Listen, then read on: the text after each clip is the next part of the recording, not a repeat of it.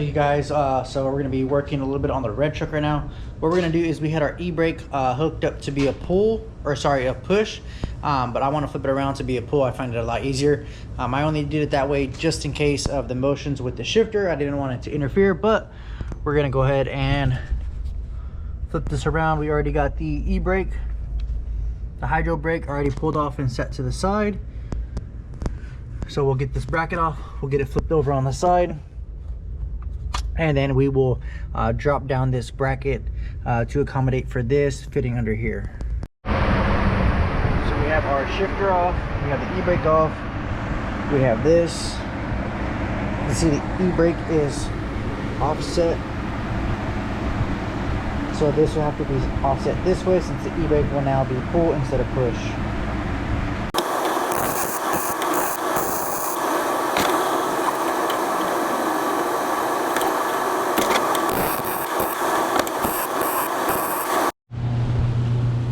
What's up, you guys? We're back in the garage. So work's been kind of slow on the red truck. We kind of got just dialing it in right now, driving it, enjoying it.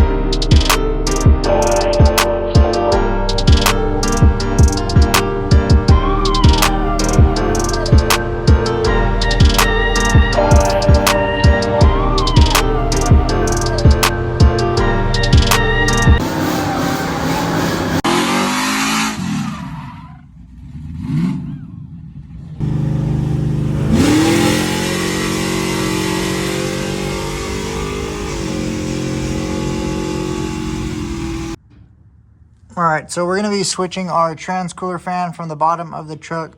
We're going to move it up to the front. Obviously, we don't have enough airflow, even with the spacer down here. I feel like it's just pulling up hot air, especially with the exhaust being right here. So we're going to get this cut out. We'll get everything moved, pushed up to the front.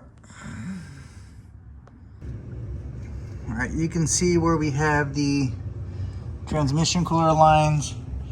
They're routed over the transmission, across to where we previously had them mounted. What we're going to do is loosen up the fittings, turn them 90 degrees. We're going to wrap them in some DEI fire sleeve tape.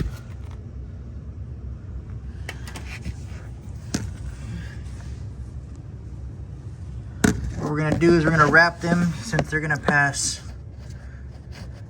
through this way between the transmission, the motor, the starter.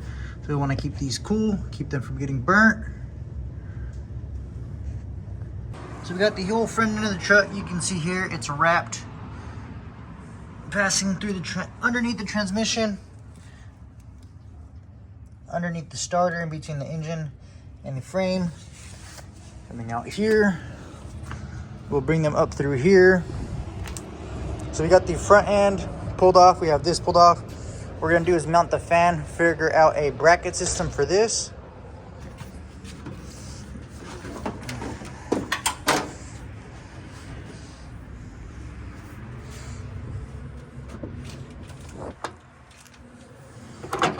See, it's ran down here, down this way.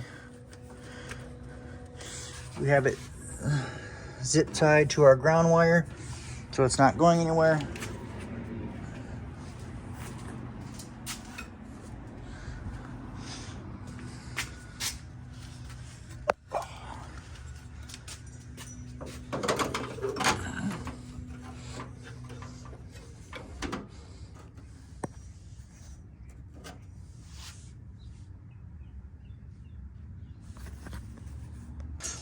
One thing I don't want to do is I don't want to make my brackets here. That way whatever bolt, nut, rivet we put back here isn't going to vibrate and hit this We're gonna go 4 inches past this.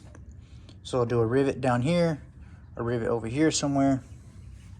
Same thing over here, rivet over here, rivet over here. Stay away from the radiator. And that'll allow us to mount one fan here and another fan here if needed later. So from here, we're gonna go this one, measure out 34, 1/2 inch inwards, drill our hole, used our belt sander, round it off the edge. And from here, we're gonna go a little bit wider down on the bottom, all the way to here. Obviously we can't mount anything here. This piece right here will sit behind here. What we're gonna do is put the fan up, mark our points, put 2 mounting tabs, and then we'll do the same thing. We'll put a mark on these ones, drill these holes, set this right here. All right, so if you're trying to mount something flush, what you can do is use a bar. I have some all thread, you could use old bolts. Drill your hole, put your nut, use pliers, push on the back side, and then you pretty much rosette weld the back side. I'm not gonna remove any of it.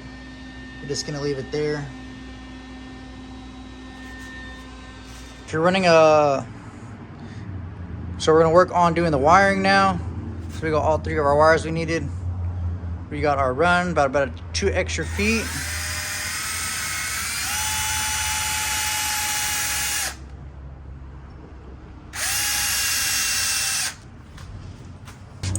So we scrapped the idea. We ended up putting the transmission fan down here. We have the hoses routed over here. Didn't have enough space in the grill. We got it all down. Everything buttoned up. Garage washed out. Sanded down some plastics.